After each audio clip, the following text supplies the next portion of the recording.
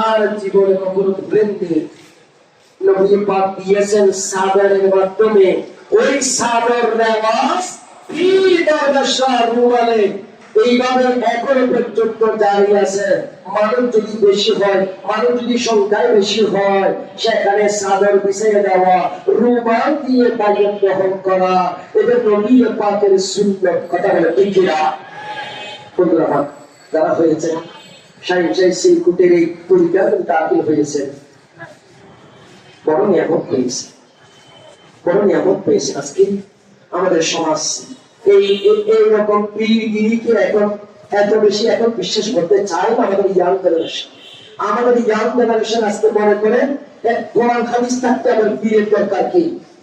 আমার আজকে ওই গুগল আর গুগল থাকলে আমার কি দরকার পীরের কাছে যাওয়ার? মিস্টার ইউটিউব আর ফেসবুক থাকলে আমার কি দরকার পীরের কাছে যাওয়ার? এই রকম একটা মন মানসিকতা নিয়ে আমাদের সন্তান এখন বড় হচ্ছে। আর আমার দেশের মধ্যে কিছু বাতিল সরকার বই পত্রের মধ্যে এগুলো এত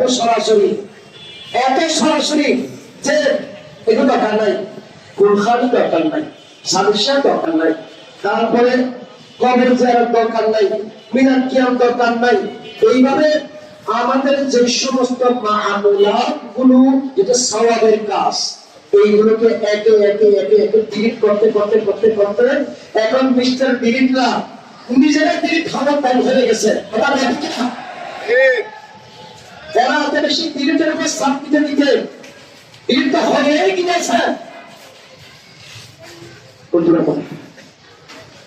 আমরা আজকে আমাদের ছেলেরা দেখছেন তো, আমি বলবো না আমার ছাত্র সকলে 100 ভালো, আমিও বলবেন আমার ছেলে ওই দিকে লাফায়। ওই দেখলাম ওই ওরসে বসার আগে ওইদিকে একটা জায়গা আছে, লাফানো লাভ দেয় আছে, কিছু আছে নামাজের একামত দিলে গাড়িটাকে ওইদিকে এদিকে সেদিকে পড়াতে থাকবে।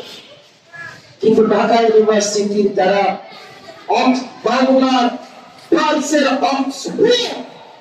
সেই ছাত্রগুলো যখন চেয়ারে বসে তাদের খুশি যখন টানালে থাকে, তো আমার শিক্ষা কত কিছু দিয়ে বসেছে, কোন কান্নাটায় বসে গেছে, আমাদের চাহিদা কোন জায়গায় আর কোন জায়গায় বসে গেছে, সেটা আর পৃথিবীর মানুষ আর অপেক্ষা করতে হয় না।